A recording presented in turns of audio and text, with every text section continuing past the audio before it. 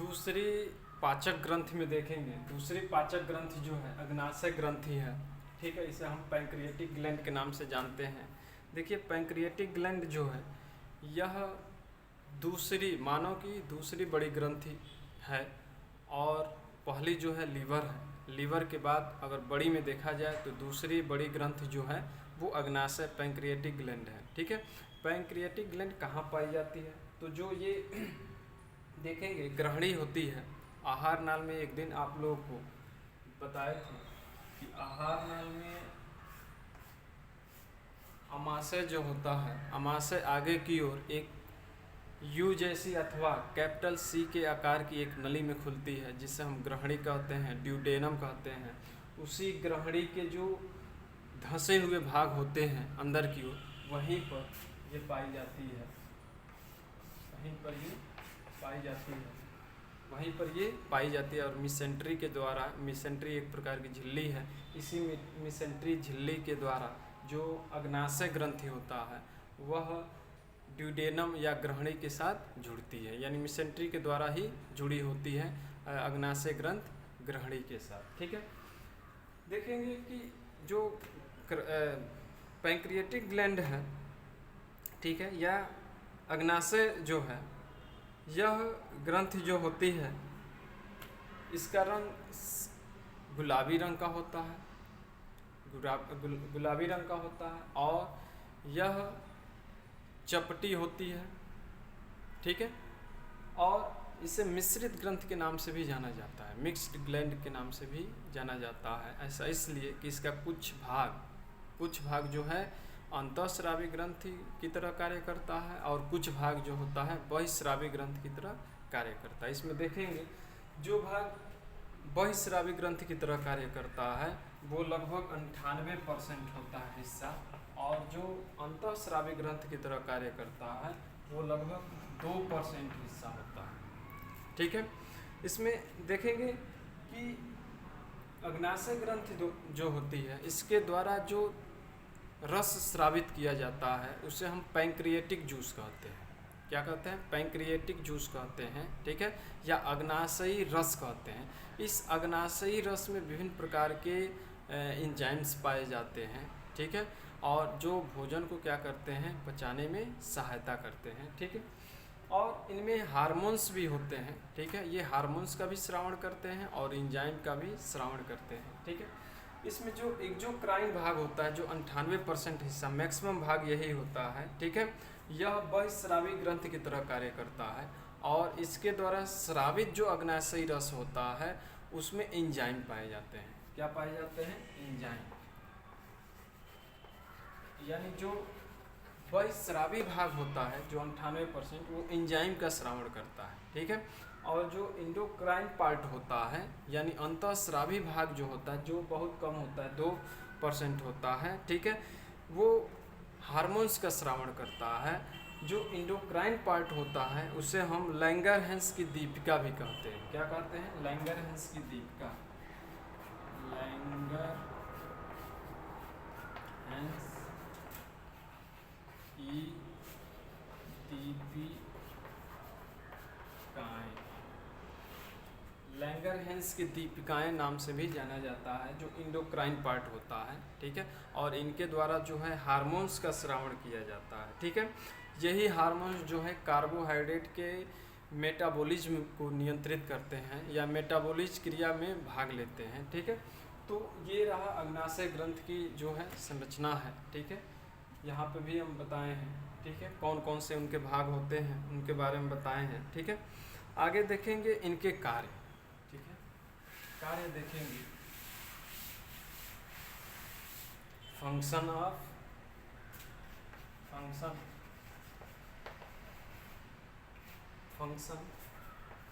देखिए, जो पैंक्रियाज होता है, ठीक है, या पैंक्रिएटिक ग्लैंड जो होती है, इनके मुख्य रूप से देखा जाए तो कार्य को अध्ययन 2 भागों में बांटकर किया जाए, क्योंकि यह मिश्रित ग्रंथि है जिसमें हार्मोन्स और एंजाइम दोनों का श्रावण किया जाता है, सेक्रेशन किया जाता है। तो 2 भागों में बांट दिया जाए। एक जो भाग है, पहले भाग को हम कहेंगे अग्नाशयी रस का Shravan, secretion of pancreatic juice.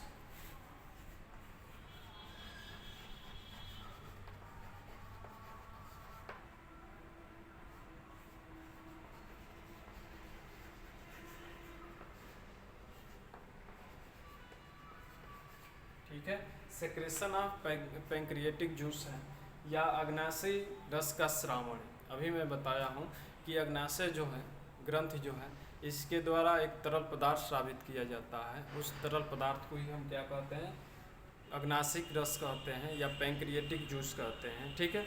इसके अलावा दूसरा जो पार्ट इसमें बांटेंगे वो सेक्रेशन ऑफ हार्मोन होगा।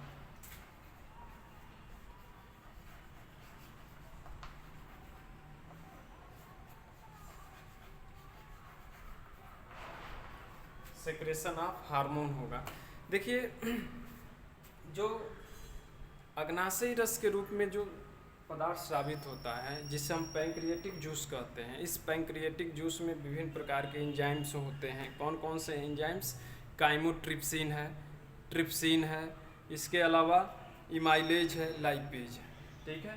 कौन कौन से एंजाइम हैं? काइमोट्रिप्सिन, लाइपेज, ट्रिप्सिन और इमाइलेज। ये एंजाइम इस पैंक्रियाटिक जूस में पाए जाते हैं। ठीक है। जिनमें से काइमोट्रिप्सिन जो होता है, काइमोट्रिप्सिन कार्बोहाइड्रेट के उपापचय में भाग लेता है। इमाइलेज भी जो होता है ये भी कार्बोहाइड्रेट के उपापचय में भाग लेता है, जैसे ग्लूकोज का पाचन करना, इसके अलावा स्टार्च का पाचन करना। ठीक है। इन सब का पाचन काइमोट्रिप्सिन इसके साथ साथ इमाइलेज कार्बोहाइड्रेट के उपापचय क्रिया में भाग लेता है। ठीक है।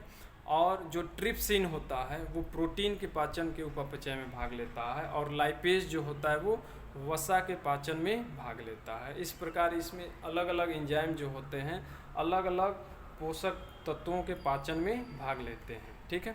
इसमें देखेंगे कि जो हार्मोन्स के रूप में सेक्रेशन होता है पदार्थ, ठीक है, मुख्य रूप से इसके अलावा जो पैंक्रियाटिक ग्लैंड है इसके द्वारा दो प्रकार के हार्मोन्स का श्रावण किया जाता है। कौन कौन से? एक इंसुलिन होता है और एक होता है ग्लूकेगान। इंसुलिन और ग्लूकेगान होता है। इंसुलिन जो होता है और ग्लूकेगान, ये दोनों हार्मोन्स मिलकर जो ब्लड के अंदर ग्लूकोज लेवल होता है उस ग्लूकोज लेवल को नियंत्रित करने का कार्य करते हैं। ठीक है। क्या करते हैं इंसुलिन और ग्लूकेगान? ये ब्लड के अंदर पाए जाने वाले ग्लूकोज लेवल को नियंत्रित करने का कार्य करते हैं, बैलेंस करने का भी कार्य करते हैं। अगर यही इंसुलिन कम स्रावित होती है, ठीक है, इंसुलिन अगर कम स्रावित हो हार्मोन्स, तो क्या होगा? ग्लूकोज लेवल बढ़ जाएगा। ग्लूकोज लेवल ब्लड में बढ़ जाएगा, जिनके कारण क्या होगा? हाइपरग्लाइसीमिया हो जाएगा, यानी हाई शुगर हो जाएगा। हाई शुगर हो जाता है। ठीक है। अगर यही इंसुलिन आवश्यकता से अधिक स्रावित होता है, तो आवश्यकता से जब अधिक स्रावित होगा तो ब्लड में ग्लूकोज लेवल की मात्रा को कम कर देगा, जिससे हाइपोग्लाइसीमिया हो जाएगा, यानी लो शुगर हो जाएगा। ठीक है। तो इस प्रकार इंसुलिन जो है, इसी इंसुलिन के कमी अधिकता के कारण डायबिटीज रोग होता है, मधुमेह रोग होता है। ठीक है। तो ये याद रखिएगा, ये दोनों कार्य हम बता दिए। ठीक है। अगला देखेंगे, अगला क्या है, आगे देखेंगे तीसरी ग्रंथि जो है, तीसरी जो ग्रंथि है लार ग्रंथिया है, सिलेवरी ग्लैंड्स कहते हैं। देखिए, मानव के जो मुख है, मुख में 3 जोड़ी लार ग्रंथियां पाई जाती है। 3 पेयर लार ग्रंथियां होती है, और ये तीनों पेयर लार ग्रंथियां मिलकर लार का श्रावण करती है। यह लार मुख गुहा में स्रावित होता है, और यह लार क्या करता है? मुख गुहा को चिकना बनाए रखता है। इसके साथ साथ भोजन को लसलसा बनाए रखता है, भोजन को भी चिकना बनाए रखता है, ताकि भोजन को आसानी से अंदर लिगला जा सके। ठीक है। तो इस प्रकार लार का ये भी कार्य होता है कि भोजन को लिगलने में सहायता करना और मुख गुहा को नर्म और चिकना मुलायम बनाए रखना। ठीक है। इसके अलावा देखेंगे कि जो लार ग्रंथियां होती हैं, इनके द्वारा लार स्रावित जो होता है उसमें बहुत से एंजाइम्स भी पाए जाते हैं, और यह एंजाइम्स भी भोजन को पचाने में सहायता करते हैं। ठीक है। देखिए, ये 3 जोड़ी ग्रंथियां कौन कौन सी होती है जो मुख में पाया जाता है, मुख गुहा में पाया जाता है। तो पहली जो है इसे हम कहते हैं पैरोटिड ग्रंथियां कहते हैं। क्या कहते हैं? पैरोटिड ग्रंथियां कहते हैं। पैरोटिड ग्रंथियां कहाँ पाई जाती है?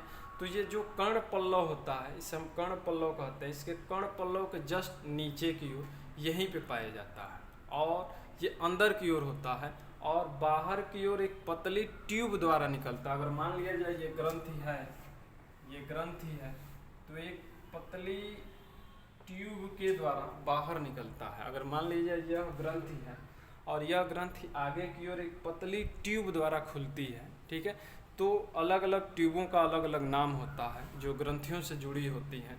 तो पैरोटिड ग्रंथियां जो होती हैं कर्ण पल्लव के जस्ट नीचे की ओर दोनों ओर पाई जाती हैं और अंदर की ओर मुख गुहा में एक नली द्वारा खुलती है, जिसे हम कहते हैं स्टेंसन की नलिका। ठीक है, स्टेंसन की नलिका है, ठीक है, स्टेंसन की नलिका कहते हैं, ठीक है, या स्टेंसन्स ट्यूब कहते हैं, ठीक है। तो इस ट्यूब द्वारा खुलती है, ये भी लार का श्रावण करती है, ठीक है। दूसरा जो लार ग्रंथि है सिलेवरी ग्लैंड, दूसरा है सब मैक्सिलरी ग्लैंड कहते हैं। क्या कहते हैं? सब मैक्सिलरी ग्लैंड कहते हैं। ये कहाँ पाई जाती है? जो निचली जबड़ा होता है, निचली जबड़े के जस्ट यहीं पे पाया जाता है और यहीं से होकर मुख गुहा में एक पतले ट्यूब द्वारा ये भी खुलती है, ठीक है, जिसे हम वारंटन की नलिका कहते हैं, वारंटन्स ट्यूब कहा जाता है, ठीक है। तो इस ट्यूब द्वारा बाहर की ओर खुलती है, ये भी लार का श्रावण करती है। तीसरा जो है, तीसरा देखेंगे, तीसरा जो ग्रंथि है सब लिंगुअल ग्लैंड्स हैं, सब लिंगुअल ग्रंथि कहते हैं, और ये जो होती है जस्ट जीभ के नीचे पाया जाती है। अगर जीभ उठाया जाए तो नीचे की जो सतह होती है वहीं पर पाई जाती है और बाहर की ओर ये भी एक ट्यूब द्वारा खुलती है, जिसे हम क्या कहते हैं? रिविनस की नलिका कहते हैं। इस प्रकार ये जोड़े में पाई जाती है, ये याद रखिएगा। 2 की संख्या में ये भी होती है, 2 की संख्या में ये भी होती है, 2 की संख्या में ये भी होती है। इस प्रकार हम कहेंगे कि मानव के मुख में 3 जोड़ी लार ग्रंथियां पाई जाती है और ये तीनों जोड़ी लार ग्रंथियां जो होती हैं आपस में मिलकर लार का श्रावण करती है। इसी लार में विभिन्न प्रकार के पदार्थ होते हैं, घुले होते हैं। मुख के अंदर जो है चिकना, मुख के अंदर के भाग को सबको चिकना बनाए रखने में भी कार्य करती है और भोजन के डाइजेशन में भी भाग लेती है, ठीक है। तो इस प्रकार ये लार ग्रंथियां हैं, ठीक है। अगला देखेंगे, अगला जो ग्रंथि है, शेष 2 और ग्रंथियां हैं।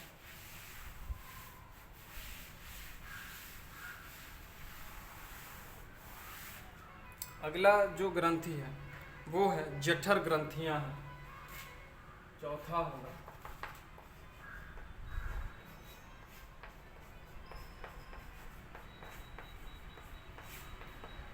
इसको कहते हैं गैस्ट्रिक ग्लैंड्स। गैस्ट्रिक ग्लैंड होते हैं, जठर ग्रंथियां हैं। जठर ग्रंथियां कहाँ पाई जाती हैं? तो जठर ग्रंथियां जो होती हैं यह अमाशय में पाई जाती है, जो स्टमक होता है स्टमक में पाई जाती है। देखेंगे आप लोगों को हम बताए थे कि जो अमाशय होता है, अमाशय के जो आंतरिक सतह होता है, ठीक है, उस आंतरिक सतह पर छोटे छोटे संरचनाएं पाई जाती है, ठीक है। इन्हीं छोटे छोटे संरचनाओं में देखेंगे कि ग्रंथियां पाई जाती हैं, ठीक है। और ये ग्रंथियां जो होती हैं इनके द्वारा स्रावित जो पदार्थ होता है उसे हम गैस्ट्रिक जूस कहते हैं, गैस्ट्रिक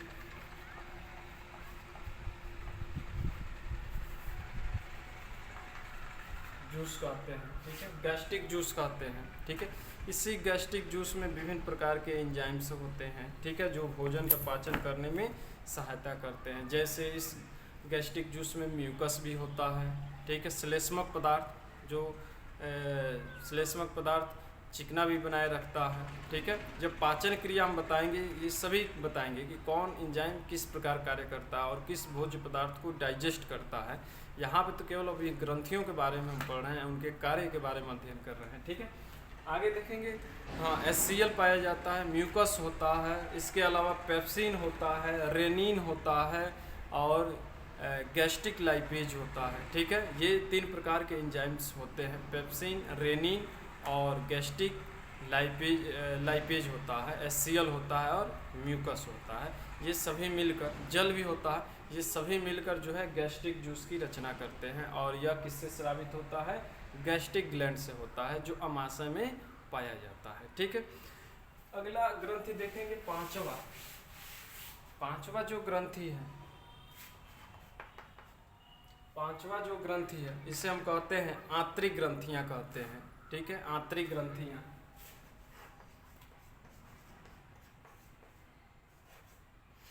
आंतरिक ग्रंथियां हैं, या इसको इंटेस्टिनल जूस कहते हैं।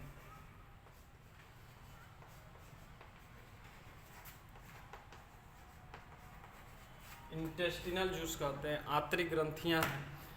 देखेंगे आंतरिक ग्रंथियां जो हैं, ये आप लोग बताए थे कि जो छोटी आंत होता है, ठीक है, पाचन क्रिया जो है छोटी आंत तक ही होती है। बड़ी आंत में पाचन क्रिया नहीं होती है, उसमें अवशोषण क्रिया होती है। तो जो छोटी आंत है, छोटी आंत के आंतरिक सतह पर छोटी छोटी ग्रंथियां पाई जाती है, जो असंख्य होती है। हम आप लोग बता भी चुके हैं जब इसकी आंत की संरचना के बारे में बता रहे थे। ठीक है, तो ये छोटी छोटी ग्रंथियां जो होती हैं, ठीक है, आंतरिक ग्रंथियां कहलाती है, या इसी को हम कहते हैं लीवर कुहने की दरारें कहते हैं। लीवर कुहने की दरारें भी कहा जाता है। ठीक है, और ये आंतरिक ग्रंथियां जो होती हैं एक जूस का स्रावण करती है, एक तरल पदार्थ का स्रावण करती है, जिसे हम इंटेस्टिनल जूस कहते हैं। क्या कहते हैं? इंटेस्टिनल जूस कहते हैं। ये ग्लैंड होगा ना, हाँ, तो ये जो तरल पदार्थ स्रावित करती है वो इंटेस्टिनल जूस होगा।